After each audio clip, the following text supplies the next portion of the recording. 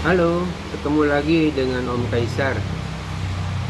Dimana hari ini saya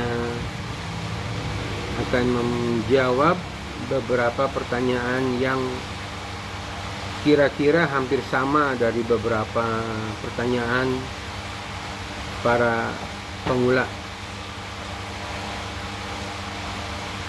Eh, saya mau pelihara koi, tapi takut mati. Gimana caranya agar nggak mati ya Om? Ini pertanyaan yang paling sering saya terima. Mereka punya pengalaman yang seperti itu, yang tidak menyenangkan.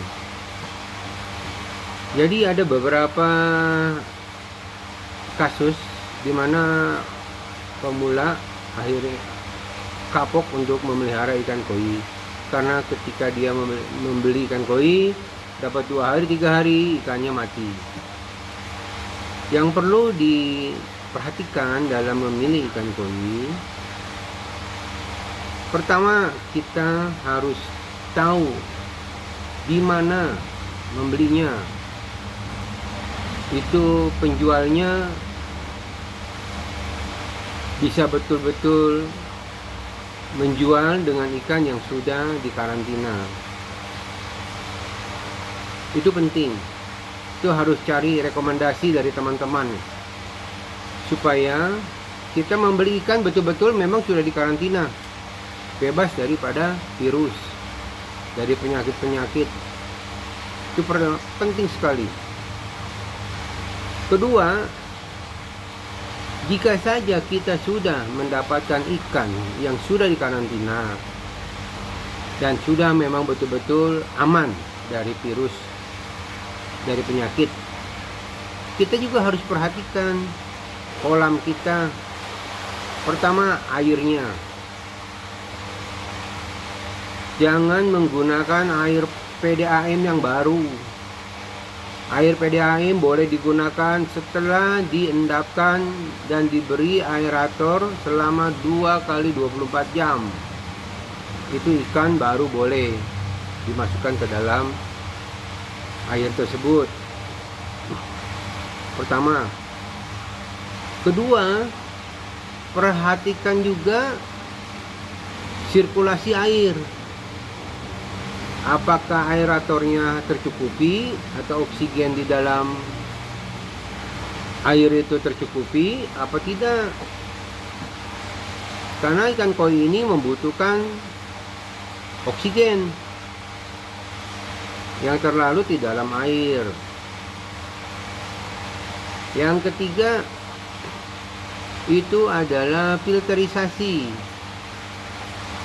Nah, filter kolam koi ini sangat penting.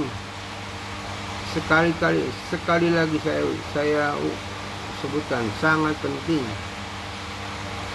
Dimana kebanyakan pemula itu ketika membeli ikan baru dimasukin ke dalam bak aja, langsung dikasih makan. Lalu makanannya tidak dimakan karena belum menyesuaikan ikan dengan kolamnya.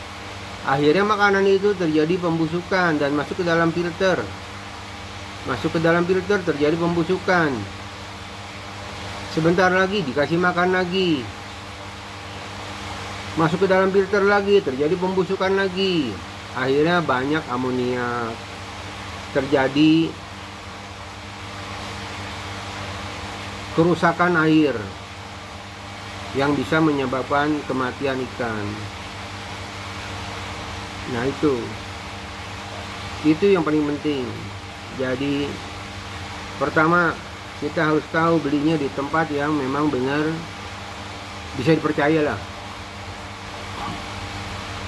Kedua, penggunaan air harus yang sudah diendapkan, baik air sumur maupun air PDAM. Yang ketiga itu pemberian makan. Ketika ikan baru masuk dalam kolam, jangan diberikan makan dulu selama 1 hari. Ini yang paling penting. 3 faktor utama ini yang penting. Yang lainnya relatif. Relatif dalam arti bisa aja faktor-faktor yang lain ya. Misalnya ketika kita beli ikan, itu ikan masuk ke dalam kantong plastik, lalu dibawa oleh kurir dengan bus atau dengan mobil atau dengan motor, kepanasan, beda suhunya, langsung kita buka, masukin ke dalam kolam, kolamnya airnya dingin, padahal air itu sudah bagus lah, sudah bagus, tapi karena perbedaan suhu dari luar masuk ke dalam kolam, terjadi ikan stres. Ketika ikan stres, terjadilah kelemahan imunisasi, kelemahan imun di dalam tubuh ikan. Terjadilah akhirnya sakit ikan.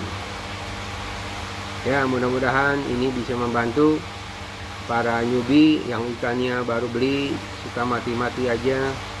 Semoga dengan ada video ini bisa untuk memperbaiki manajemennya, bisa memperbaiki cara penanganannya. Terima kasih, semoga bermanfaat. Salam Koi Indonesia. Terima kasih.